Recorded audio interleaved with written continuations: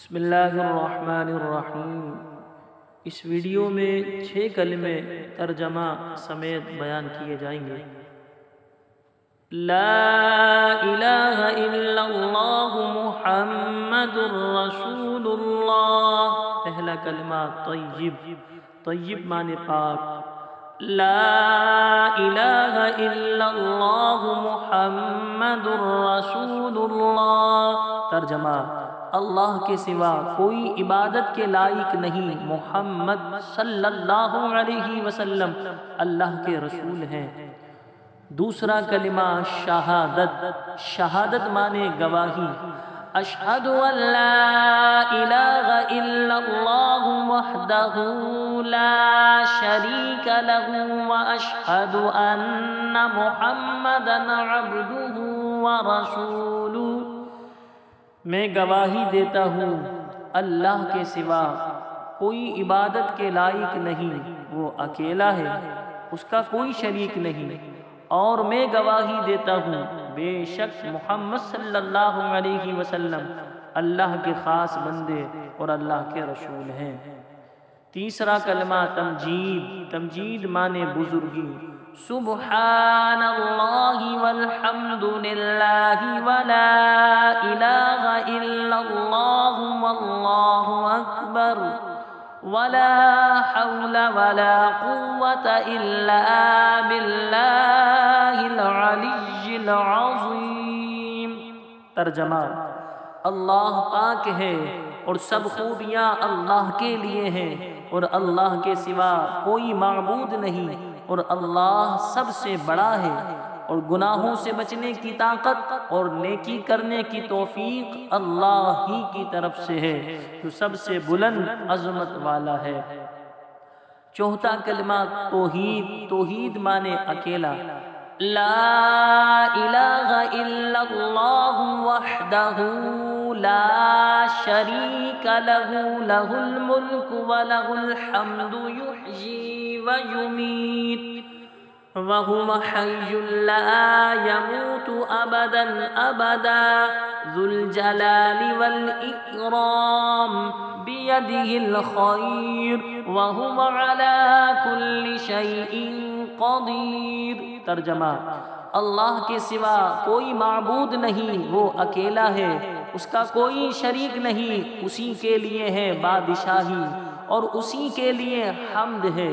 وہی زندہ کرتا اور مارتا ہے، اور وہ زندہ ہے، اس کو ہرگز کبھی موت نہیں آئے گی، بڑے جلال اور بزرگی والا ہے، اس کے ہاتھ میں بھلائی ہے اور وہ ہر چیز پر قادر ہے۔ پانچواں کلمہ استغفار، استغفار معنی معافی چاہنا۔ استغفر اللہ ربی من کل ذنب اذنبته عمدا او خطأ سرا او علانیة وأتوب إليه من الذنب الذي أعلم ومن الذنب الذي لا أعلم إنك أنت علام الغيوب وستار العيوب وغفار الذنوب ولا حول ولا قوة إلا بالله العلي العظيم۔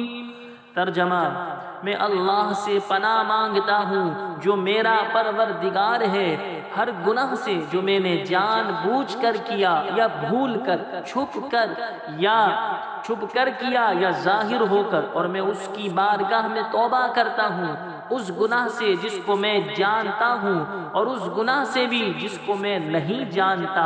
اے اللہ، بے شک تو غیبوں کا جاننے والا اور عیبوں کا چھپانے والا اور گناہوں کا بخشنے والا ہے، اور گناہ سے بچنے کی طاقت اور نیکی کرنے کی قوت اللہ ہی کی طرف سے ہے جو سب سے بلند عظمت والا ہے۔ چھٹا کلمہ رد کفر، رد کفر معنی کفر کا انکار کرنا۔ اللہم إني أعوذ بك من أن أشرك بك شيئا وأنا أعلم به وأستغفرك لما لا